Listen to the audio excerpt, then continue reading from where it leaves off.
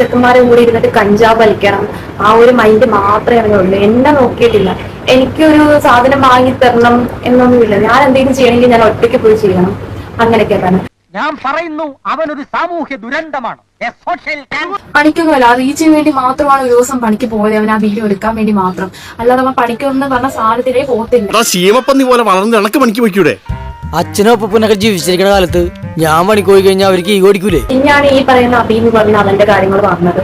പിന്നെ അവനുമായിട്ട് എനിക്ക് അങ്ങനുണ്ട് ഇങ്ങനുണ്ട്, അവന്റെ കൊച്ചാണ് എന്റെ വൈദ്യുല് എന്നൊക്കെ എല്ലാരെയും വിളിച്ച് പറഞ്ഞു കൊടുത്തു.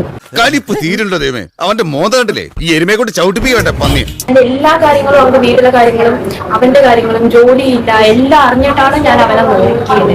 പക്ഷെ എന്നിട്ട് എനിക്ക് ഇങ്ങനെയൊക്കെയാണ് കിട്ടിയത്.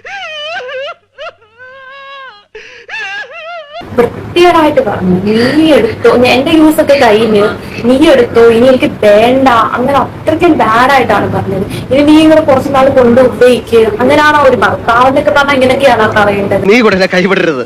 എന്നെ നമ്പി നീ ഇവിടെ നിൽക്കണ്ട. ഈ കാര്യത്തിൽ എനിക്ക് നിന്നോട് യാതൊരു സഹതാപവും ഇല്ല. ഞാനിപ്പോ രണ്ടും എത്തിച്ചിട്ട് ഇനി എന്തായാലും എന്റെ വാശിക്ക് ഇവനെ തന്നെ നോക്കത്തോളാം പറഞ്ഞു. ഇനി എന്നിട്ടാലും എനിക്കതൊരു പ്രശ്നമാണ്.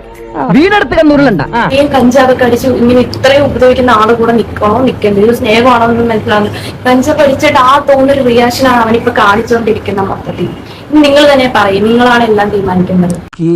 എന്തോ എങ്ങനെ എപ്പോഴോ എന്റെ കൂട്ടുകാരൊരു തമാശക്ക് കുറെ കാര്യങ്ങൾ ഇങ്ങനെ ചുമ്മാ മെസ്സേജ് അയച്ച് പറഞ്ഞിട്ടുണ്ടായിരുന്നു. അത്ര മാത്രമേ ഞാൻ ചെയ്തിട്ടുള്ളൂ. അതിനാണ് അവൻ ഇങ്ങനെയൊക്കെ കിടന്ന് പറയും. ഇതാണ് പറയുന്നത്. എന്നെ വിശ്വസിക്കാൻ ഞാൻ അങ്ങനത്തെ ഒരാളല്ല. പിന്നെ ഈ അവന്റെ റീച്ചിന് വേണ്ടിയാണ് ഇപ്പൊ അവൻ അവരിന്ന് കാണിച്ചിട്ടിരിക്കുന്നത്. ഇനിയിപ്പോ അവൻ പാർട്ട് 2 എന്ന് പറഞ്ഞ അടുത്ത വീഡിയോ എന്നെ പറ്റിയിട്ടായിരിക്കും ഇടുന്നത്. പക്ഷെ അവൻ പറയട്ടോ, കുഴപ്പമില്ല എനിക്ക്. ഇവള് നമ്മളെക്കാളും തറയടാ. ഞങ്ങൾ അങ്ങ് ഇറങ്ങട്ടെ. ആയിക്കോട്ടെ, സന്തോഷായി.